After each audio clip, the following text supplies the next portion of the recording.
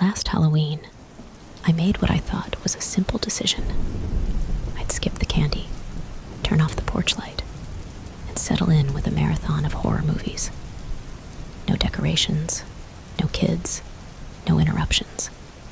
Just me, a blanket, and a series of terrifying movies to keep me company. I figured it would be a calm night, and since I wasn't in the Halloween spirit, it seemed like the perfect plan. What I didn't know was that this decision would turn my quiet evening into something out of a horror story. The evening started uneventfully enough. I'd just made popcorn, and about 15 minutes into the first movie, I heard a soft knock on the door. I paused, wondering if I should answer it or just ignore it. The porch light was off. That was the universal signal that I wasn't handing out candy, right? I ignored the knock, hoping whoever it was would just move on to the next house. But then, a few minutes later, the knocking started again, this time louder. I thought maybe it was a kid who didn't notice the porch light was off, so I shrugged it off, turning the volume up a bit. But then the knocking escalated, going from taps to thuds, each one echoing through the quiet of my house. At this point, it was more than just annoying. It was unsettling. I could feel the vibrations through the walls. The sound grew heavier and more forceful, and a knot of dread started to form in my stomach.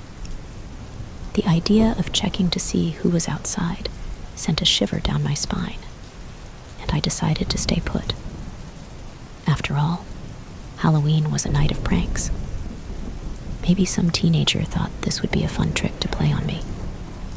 Then, as suddenly as it started, the banging stopped. I let out a shaky breath, thinking maybe they'd finally given up. But the moment I relaxed, I heard footsteps moving along the side of my house. Slow, deliberate steps. The kind that suggested someone was taking their time, maybe even watching me through the windows. I felt exposed. Every creak in the house suddenly amplified in the silence. I tried to stay calm, convincing myself it was just Halloween pranks. But then I saw it. A shadow gliding across my living room blinds. I froze, watching as the shadow stopped by the window, lingering just long enough to let me know they were there. Then it vanished, only to reappear by another window. The figure seemed to be circling the house, each glimpse of their shadow sending chills down my spine. It was like they wanted me to know they were watching, waiting for me to come to the door. Then, out of nowhere, a loud thud hit the window. I jumped, my heart racing as I tried to stay calm, hoping this was all just a bad prank. But then it happened again. Another loud bang, like someone was throwing rocks or hitting the window with something heavy. I inched closer, peering through the blinds, but there was no one there. The night was still, empty, and that somehow made it worse. I backed away from the window, and that's when I heard scratching at the back door. A soft but deliberate sound, like fingernails dragging down the wood. The sound was relentless, like whoever it was wanted to keep me on edge. I tried calling out, yelling that I was going to call the police, hoping it would scare them off. But instead of stopping, they grew bolder. The scratching stopped, only to be replaced by rattling, the unmistakable sound of someone trying to open the door. My heart was pounding as I dialed 911, explaining to the operator what was happening. They reassured me that officers were on their way. I kept the line open, telling the intruder, whoever they were, that the police were coming, hoping the sound of my voice would make them think twice. But they didn't stop. I heard them at the front door again, the doorknob jiggling as if they were seconds away from breaking in. Then, everything went silent. It was the kind of silence that feels heavy, like the world's holding its breath. I stood there, clutching my phone, not daring to move. My eyes were glued to the front door, waiting, listening. I thought maybe, just maybe, they'd finally given up. But then, from the shadows at the end of my driveway, I saw them. A figure dressed in black, lurking just out of reach of the streetlight. They stood there for what felt like an eternity, watching my house, as if trying to decide whether or not to make their next move. Just as the first hint of blue and red lights began flashing down the street, the figure turned and ran, disappearing into the night. The police arrived moments later, but by then, my uninvited visitor was long gone. The officers took my statement, did a quick sweep around the house, but without a description or any real evidence, there wasn't much they could do. That night left me shaken. A reminder that sometimes the scariest Halloween stories aren't on the screen, but right outside your door. And as for next year, I think I'll stick to handing out candy. Last Halloween, I decided once again not to hand out candy. I figured I'd keep the porch light off, close the blinds, and settle in with a good book. It seemed simple enough. A quiet night without the fuss of decorations or endless doorbell rings. As it got darker outside, I felt relieved that my no candy signal seemed to be working. At least until I heard a soft knock at the door. I ignored it, hoping whoever it was would take the hint and move on. But the knocking continued, becoming a steady, rhythmic tap that grew more insistent with every beat. Finally, I gave in, opening the door just a crack to see who was there. Standing on my doorstep was a man, dressed in a costume that looked like it was pieced together from old clothes.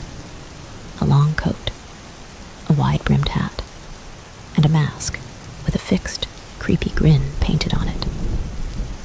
"Trick or treat," he said, his voice raspy and unnatural, muffled slightly by the mask.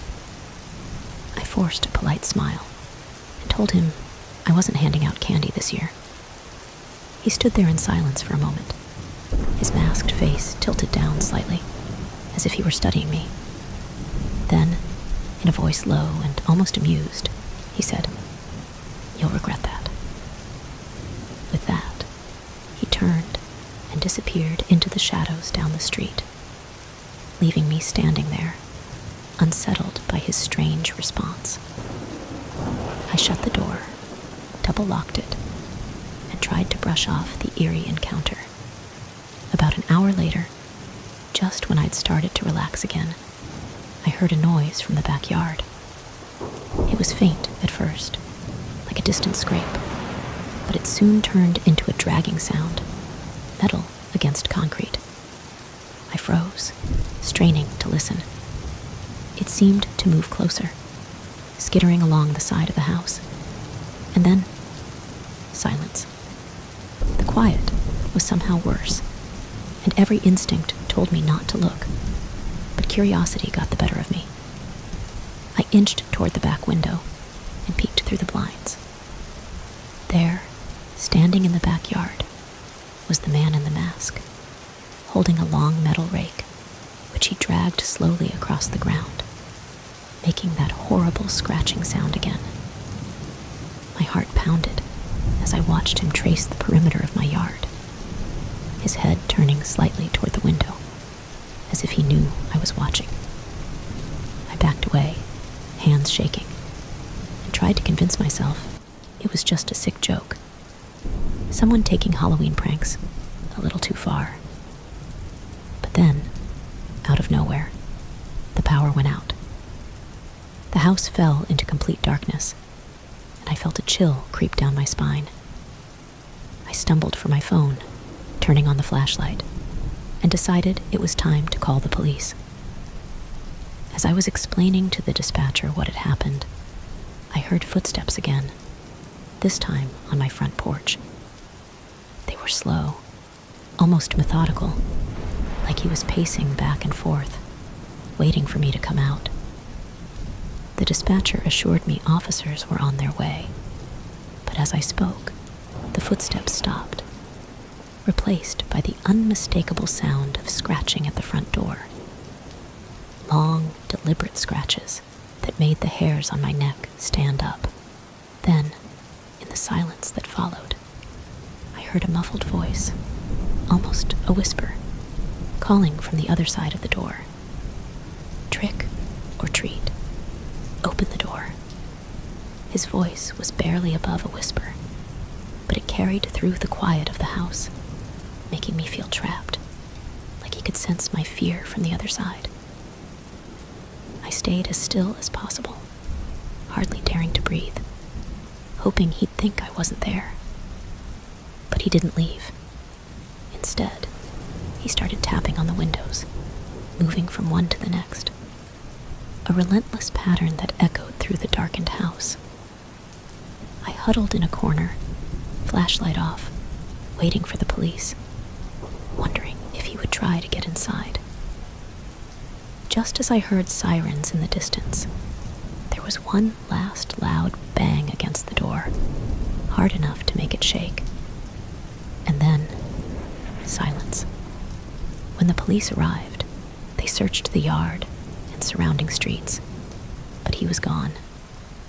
There were scratch marks on the door and scuff marks from the rake in the backyard, but nothing else.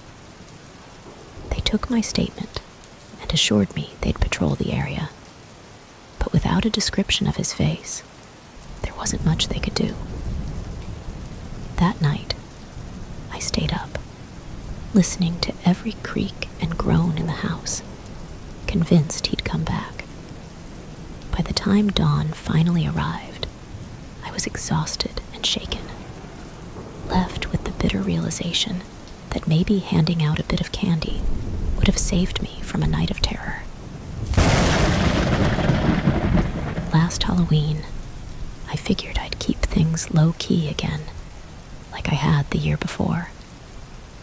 I decided I wouldn't hand out candy, turned off the porch light, and planned for a quiet night in. The sun had just started setting when I heard a knock at the door. Figuring it was just an early trick-or-treater who hadn't noticed the light was off, I got up to explain I wasn't giving out candy this year. But when I opened the door, the person standing there wasn't a kid. It was an adult. They wore a mask, one of those cheap but unsettling plastic ones that leaves only the eyes visible, and it gave them an eerie look. They stood there, silent for a moment, then tilted their head and said, "Trick or treat." Something about the way they said it felt off, like they were mocking the holiday itself. I tried to be polite, explaining that I wasn't handing out candy this year. They didn't respond at first, just stood there, the mask concealing any reaction. Then, finally, they whispered, "Trick it is," in this slow, chilling voice before turning and walking away. I shut the door, locking it immediately. I laughed it off as just a weird interaction, figuring they'd move on. But as the night wore on, I started feeling uneasy. It was too quiet outside, and every little creak in the house set me on edge. I went back to my movie, trying to shake it off, but then I heard it. Soft, scratching sounds coming from the front door. My heart skipped a beat. It was barely loud enough to be heard, almost like whoever was doing it wanted me to strain to hear it. The scratching went on for a few minutes, then stopped, and everything went quiet again. Just when I was starting to relax, I heard footsteps circling my house. They were slow, deliberate, heavy enough that I could feel the vibration through the floor. I tried to ignore it, convinced it was just my imagination, but the steps kept going, pausing now and then by my windows. I didn't dare look, hoping that whoever it was would just go away. Then I heard a faint tapping on the living room window, rhythmic and slow, like someone was testing the glass. I mustered the courage to peek through the blinds. Outside, in the dim light of the street lamp, I saw the figure in the mask standing on my lawn, staring directly at the window. They lifted a hand, waving slowly, before making a slashing motion across their neck with their finger. My blood ran cold, and I backed away from the window, praying they couldn't see me. I tried to distract myself, turning up the TV and telling myself it was just a prank, that they'd get bored and leave. But then I heard something much louder, the sound of glass shattering. I rushed into the living room, heart racing, to find my front window broken. Shards of glass scattered across the floor. Lying amid the shattered glass was a rock, with a note tied to it. The note read, "Trick." At that point, I was done. I grabbed my phone and called the police, explaining that someone had broken my window and was harassing me. The dispatcher assured me officers were on their way, and I stayed on the line, describing the masked figure and the events that had led up to this moment. But when I glanced outside again, the figure was gone, as if they'd vanished into thin air. By the time the police arrived, there was no trace of the masked person. They searched the area, took my statement, but without any leads. There wasn't much they could do. As the officers left, I realized the real horror of that night, not knowing who that masked person was, or if they might come back. That Halloween, I learned that sometimes it's better to just hand out the candy